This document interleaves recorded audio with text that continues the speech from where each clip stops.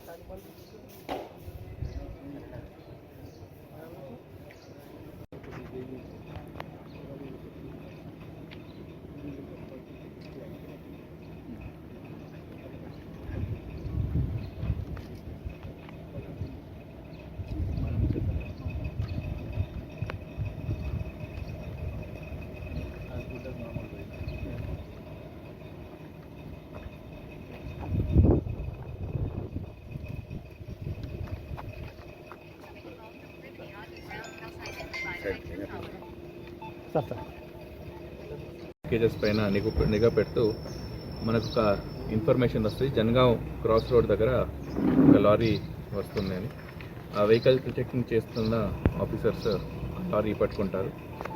ఆ లారీ పట్టుకుంటే ఆ లారీలో 20 టన్స్ పీడిఎస్ రైస్ ఉంటుంది. అట్లనే దాన్ని ఇన్వెస్టిగేషన్ చేసి ముందుకు తీసుకొని వెళ్తే పూసుమంచి అక్కడ కూడా 2 డంప్ ఉంది అని ఇన్ఫర్మేషన్ వస్తుంది. అక్కడ వెళ్ళి 2 డంప్ రికవరీ చేయడం జరిగింది.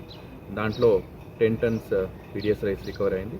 3 వెహికల్స్ యూజ్ చేసిన వెహికల్స్ కూడా సీజ్ చేశాం. సో దీంట్లో మొత్తంగా 5 అక్యూజ్డ్ ఉన్నారు. ఒక అక్యూజ్డ్